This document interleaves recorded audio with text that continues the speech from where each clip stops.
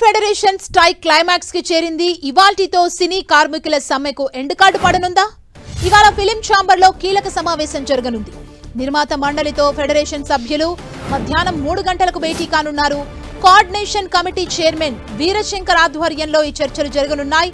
ఈ చర్చలతో కార్మికుల సమస్యలు, వేతనాల పెంపు లాంటి డిమాండ్లకు న్యాయం జరుగుతుందని film federation president Anil Vallabhaneni భావిస్తున్నారు.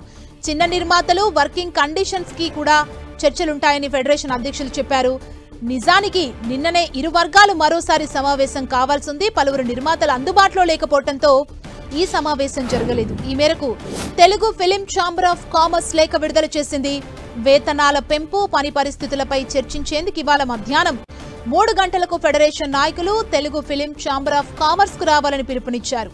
కోఆర్డినేషన్ కమిటీ ఆధ్వర్యంలో నిర్మాతల మండలి ప్రతినిధులతో ఫెడరేషన్ నాయకులు చర్చించనున్నారు. కోఆర్డినేషన్ కమిటీ చైర్మన్ వీరశంకర్ ఆధ్వర్యంలో ఈ చర్చలు జరగనున్నాయి. కూడా మేము రేపు మాట్లాడుతూ ఉంటే అది ఎవరు ఎలా జరిగిందని కూడా అటువంటి ఏమైనా ఉంటే కనుక మేము పరిశీలించడానికి, వాటిని ఆలోచించడానికి కూడా మేము వారికి ఏదైనా సరే మేము నిర్మాతలకు న్యాయం జరిగే విధంగా చిన్న నిర్మాతలకు మరీ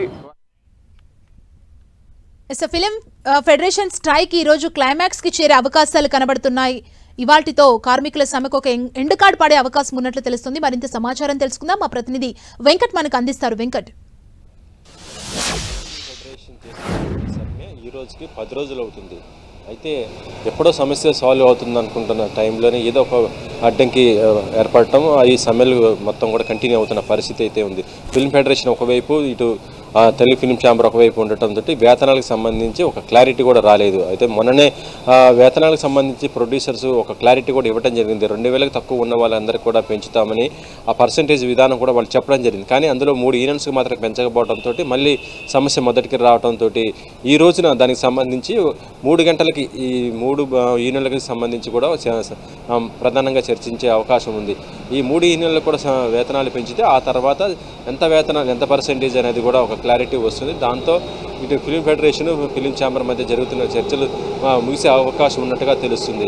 అయితే ప్రస్తుతం ఫిలిం ఛాంబర్ నుంచి ప్రొడ్యూసర్స్ ఏదైతే కండిషన్ పెట్టారో వాటికి కూడా కొంత కాలానుగుణంగా తాము తప్పకుండా వాటిని కూడా అమలు చేస్తామని కూడా ఫెడరేషన్ చెబుతుంది. అలాగే ఫెడరేషన్ ఏదైతే సూచిస్తుందో ప్రస్తుతం ఇంకా 3 యూనిట్లకు సంబంధించి, వేతనాలకు సంబంధించి కూడా దానిపైన కూడా ఈరోజు ఒక క్లారిటీ వస్తే మాత్రం 2 వైపుల నుంచి కూడా సమస్యకి పులుసా పడే అవకాశం ఉంది. ఈరోజు మధ్యాహ్నం 3 గంటలకి ఫిలిం ఛాంబర్లో ఇటు కోఆర్డినేషన్ కమిటీ, దాంతోపాటు ఫిలిం ప్రొడ్యూసర్స్, కోఆర్డినేషన్ కమిటీలో 11 మంది ఉంటారు. ఈ కోఆర్డినేషన్ కమిటీ కేవలం అంటే ఫెడరేషన్కి సంబంధించినటువంటి వాళ్ళ మెంబర్స్ 11 మందితో ఉన్నటువంటి ఆ టీమ్స్కి డైరెక్టర్ వీరశంకర్ ఆధ్వర్యంలో ఉంటుంది. ఇటు ఫెడరేషన్ ఫిలిం ప్రొడ్యూసర్కి సంబంధించి వాళ్ళు కూడా అటు నుంచి 11 మంది ప్రొడ్యూసర్స్ మొత్తం కూడా ఉంటారు.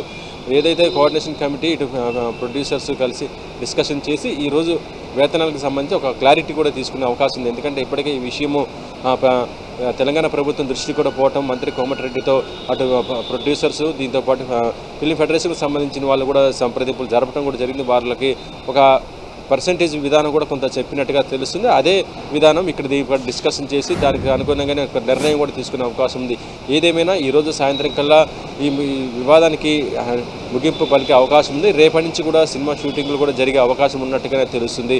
మరి దీనికి సంబంధించి ఇప్పుడు ఈ 2 ఇటు ఫిలిం ఫెడరేషన్ కానీ, ఫిలిం ఛాంబర్ కానీ సాయంత్రం మొత్తం కూడా ఈ సమస్యకు మొత్తం డిస్కషన్ అయిపోయిన తర్వాత ఎంత పర్సంటేజ్ ఇస్తారన్నారు, దాంతోపాటు కార్మికులకి అంటే వర్కర్స్కి ఎటువంటి కండిషన్ చెప్పారో అవి కూడా వాళ్ళు ఏ లోపు ఆమోదిస్తారు, ఇవన్నిటిపైన ఒక క్లారిటీ ఇస్తూ కూడా ఉభయలు కలిసి ప్రెస్ మీట్ కూడా పెట్టే అవకాశం అయితే ఉంది. సుమా, థ్యాంక్ యూ వెంకట్.